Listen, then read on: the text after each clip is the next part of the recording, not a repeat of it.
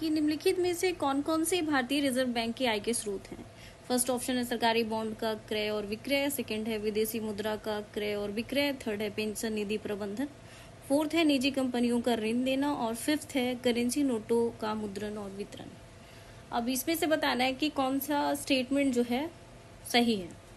तो चलिए इस पे डिस्कस करते हैं कि कौन सा सही होगा और कौन सा गलत होगा। तो फर्स्ट स्टेटमेंट पे आते हैं कि ये कहना क्या चाह रहा है। फर्स्ट स्टेटमेंट बोल रहा है कि सरकारी बॉन्डों का क्रय और विक्रय। तो क्या होता है कि आरबीआई जो है ना सरकारी बॉन्डों को क्रय और विक्रय करती है। ये गवर्नमेंट के लिए है सो बॉन्ड जारी करती है, तो बॉन्ड जब जारी करेगी तो उस पे इंटरेस्ट आता है और इंटरेस्ट से है सो ये जो है आरबीआई को इनकम होता है। इंटरेस्ट से आरबीआई को इनकम होगा, तो ये तो आय के स्रोत हो गए। सेकंड बोल रहा है कि विदेशी मुद्रा का क्रय विक्रय। अब इसको समझते हैं कि इसमें क्या होता है। जैसे मान लिए कि अभी सबसे ज्यादा जो हॉट करेंसी चलती है, वैसे तो सबसे वैल्यूएबल मतलब अभी जो बहुत ज्यादा चल रही है तो वो डॉलर चलती है, क्योंकि सबसे जो लार्जेस्ट इकोनॉमी माना जाता है अमेरिका का, तो अमेरिका में डॉलर चलता है, तो डॉलर को ही रेफरेंस लेते हैं। तो क्या करती है आरबीआई कि जैसे ही डॉलर का रेट जो है डाउन होता है तो वो डॉलर को बाय कर लेती है, और डॉलर का रेट जैसे ही बढ़ता है तो बढ़ने के बाद है सो वो है सो डॉलर को जो कम रेट पे ली है उसको फिर वो बेच देती है।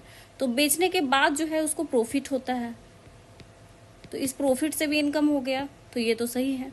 अब आते हैं पेंशन निधि प्रबंधन। ये पेंशन निधि प्रबंधन जो है ये आरबीआई के अंदर नहीं आती है, ये पीएफआरडीए के अंतर्गत आती है।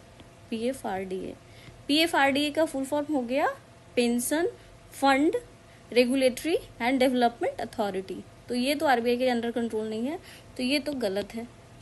फोर्थ बोल रहा है कि निजी कंपनियों का ऋण। देखिए प्राइवेट जो कंपनीज को ऋण जो देती है तो वो आरबीआई नहीं देती है, बल्कि बैंक्स देते हैं। इसके बाद एनबीएफसी देगी। इसके बाद जो है फाइनेंस कंपनी देती है।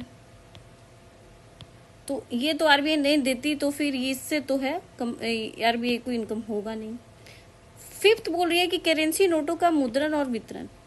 अब क्या है कि आरबीआई ही सिर्फ जो है इंडिया की ये बैंक है, आरबीआई जो है गवर्नमेंट अंडरटेकिंग, मतलब ये इंडिया ये सारी इकोनॉमी को कंट्रोल करता है। ये आरबीआई बैंक को सारी कंट्रोलिंग फैसिलिटीज, ये बैंकों का बैंक इसको बोला जाता है आरबीआई को। तो आरबीआई जो है मुद्रण और वितरण का काम ओनली वन आरबीआई ही करती है। तो इसको समझते हैं कि इससे इनकम कैसे होता है। मान लेते हैं कि ये आरबीआई है सो 200 का नोट जो है बना रही है, उसमें आरबीआई को कॉस्ट पड़ा बनाने का 5 रुपी। तो ये जो 5 रुपी है, इसको अगर 5 रुपी को जो कॉस्ट है उसको डिडक्ट कर दे तो 195। तो इस तरीके से आरबीआई को 195 रुपीज का प्रॉफिट है। तो देखा जाए तो करेंसी नोटों का मुद्रण में भी आरबीआई को इनकम मिलता है। तो थर्ड और फोर्थ स्टेटमेंट को अगर एलिमिनेट करते हैं तो हमारे पास ऑप्शन डी जो कि अवेलेबल है, जो कि बिल्कुल सही है, और इस 32 का आंसर डी जाएगा। धन्यवाद।